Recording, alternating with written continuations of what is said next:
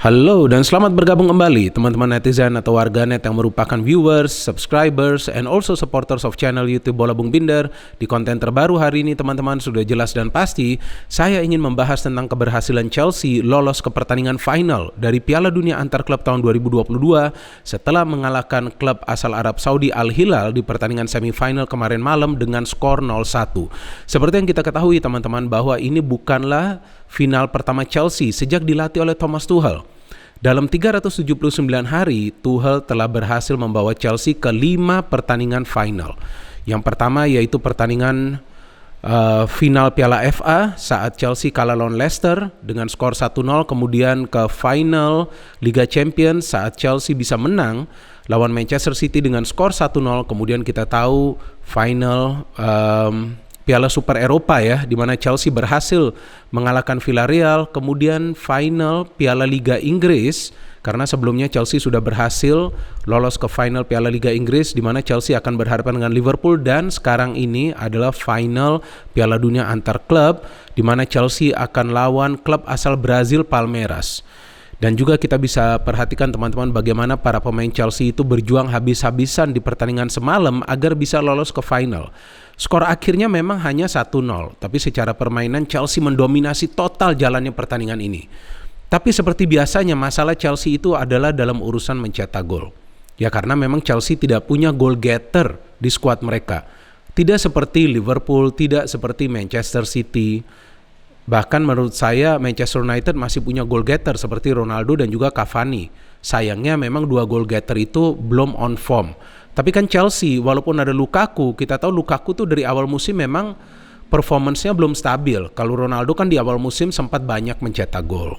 Nah jadi disinilah permasalahan di Chelsea. Dan memang sulit juga untuk Chelsea beli striker baru karena mereka sudah beli Lukaku itu dengan harga yang mahal. Ya memang Lukaku juga yang mencetak the winning goal di pertandingan ini, satu-satunya gol. Tapi Lukaku juga ada miss 2 chance yang seharusnya dia bisa mencetak gol.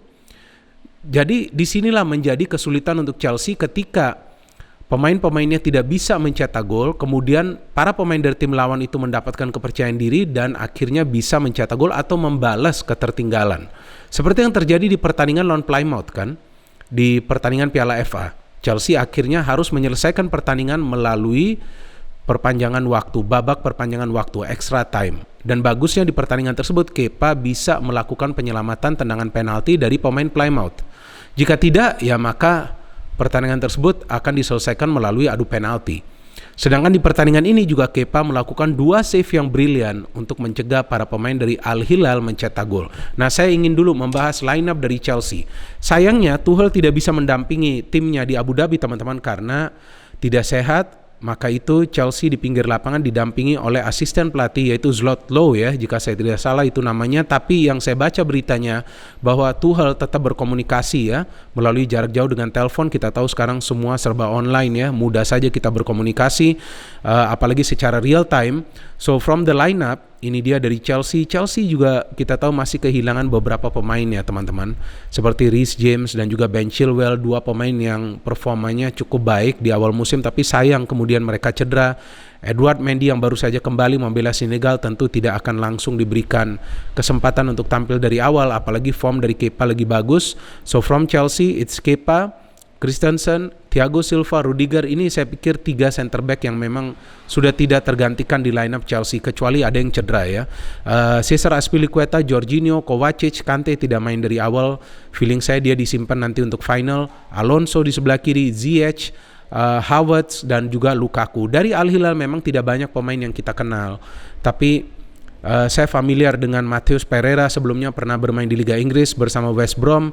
Kemudian ada juga Ighalo, ini pemain yang sebelumnya pernah membela Manchester United, dan Mariga, pemain yang sebelumnya pernah membela FC Porto. Di penjaga gawang juga ini penjaga gawang yang bagus ya teman-teman ya, Abdullah.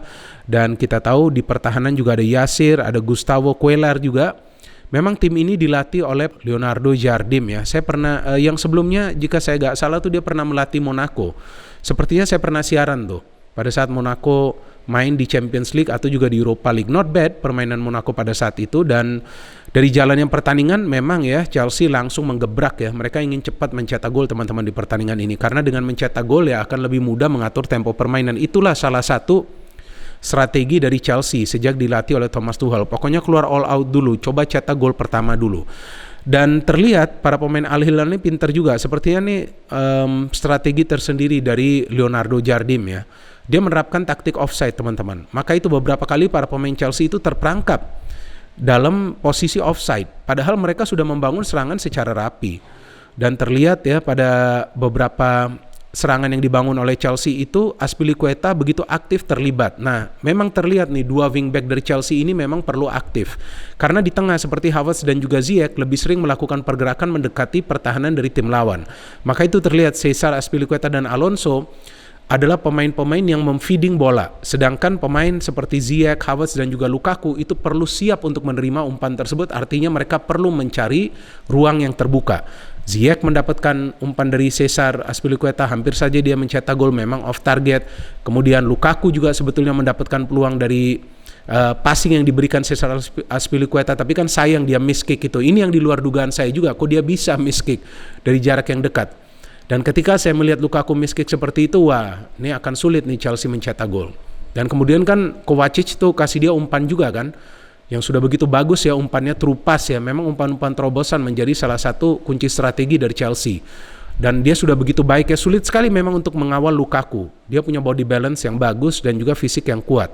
Maka itu kita melihat bahwa pemain dari Al Hilal bernomor punggung 5, Ali ya tidak bisa menghentikan gerakan dari Lukaku, dan dia melakukan shooting yang kuat juga tapi bisa di-save oleh Abdullah. And after that kita lihat berkali-kali para pemain Chelsea menyerang. Ziyech saya melihat permainannya mulai baik ya, dan kabarnya dia sudah pensiun ya dari timnas Maroko ya, sayang sekali padahal ini pemain bagus. Menurut saya sekarang dia sudah tune in dengan permainan Chelsea. Of course dia bukanlah pemain yang diandalkan untuk mencetak gol, dia adalah pemain yang diandalkan untuk membagi bola, create chances for his teammates.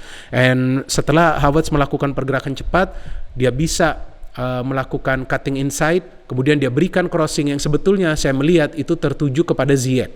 Tapi ternyata terkena pemain dari Al Hilal bernomor punggung 12 Yasir, yang justru bola itu langsung diterima oleh Lukaku. Ya itu adalah hadiah untuk Lukaku karena persis di depan mulut gawang. Ya jika Lukaku gagal dengan chance itu, ya belum tentu dia nanti akan bisa mendapatkan tempat lagi di Chelsea, dan ternyata dia tidak menyia-nyiakan peluang tersebut. Itu peluang yang penting menurut saya untuk Lukaku. Karena dengan mencetak gol itu tentu itu memudahkan Chelsea untuk bisa menyelesaikan pertandingan ini teman-teman. Itu gol di menit ke 30-an kan? Nah, betul kan 32. Nah, itu tentu memudahkan para pemain Chelsea untuk bisa menyelesaikan pertandingan karena mereka yang penting bisa tetap bermain compact. Compact itu artinya padat di tengah dan rapat di belakang, kemudian secara tiba-tiba melakukan serangan. Di babak kedua terlihat para pemain Chelsea ini sepertinya kehilangan tenaga. Tapi pada saat babak kedua dimulai, saya melihat nih tactical switch yang sangat baik ya, memainkan N'Golo Kante. Tentu ini adalah salah satu strategi untuk bisa mempertahankan keunggulan karena Kante jauh adalah pemain yang lebih agresif daripada Jorginho. Dan kemudian sebelum Hakim Ziyech keluar digantikan oleh Mason Mount, Ziyech juga mendapatkan peluang yang bagus, tendangannya masih bisa di-save. Kemudian Havertz juga melakukan pergerakan cepat yang tendangannya terkena tiang.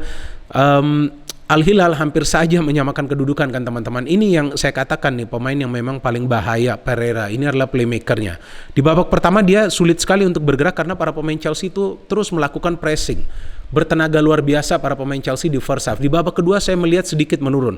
Dan akhirnya Pereira itu bisa memberikan umpan terobosan ya kepada Mariga. Wadah pas, dan Mariga dari jarak dekat itu loh. Dia shooting keras, Kepa luar biasa save-nya. Dan kemudian save satu lagi yang dia lakukan selang beberapa menit kemudian dari Mohamed Kano, ini juga save yang bagus ya dari jarak jauh, tendangan yang keras masih bisa ditepis oleh Kepa. Itu dua save yang krusial. Jika saja Al Hilal menyamakan kedudukan, ya tentu akan lebih sulit lagi bagi Chelsea ya, karena terlihat perlahan-lahan Al Hilal itu sudah mulai mendapatkan momentum. Karena terlihat para pemain Chelsea lebih sering bertahan dan mengandalkan counter saja di babak kedua, dan Lukaku lagi-lagi kita melihat adalah pemain yang lebih sering diandalkan untuk bisa memantulkan bola ke rekan-rekan yang lain, tapi itu pun saya melihat tidak begitu efektif karena beberapa kali juga terlihat dia kehilangan penguasaan bola ya teman-teman ya. Perlu berhati-hati juga Lukaku untuk kedepannya, harus lebih efektif lagi, apalagi lawannya di final itu adalah klub asal Brazil. Kita tahu klub-klub asal Brazil mengandalkan skill, mengandalkan speed, dan juga mengandalkan teknik tinggi, jadi tidak akan mudah juga untuk Chelsea memenangi pertandingan final tersebut.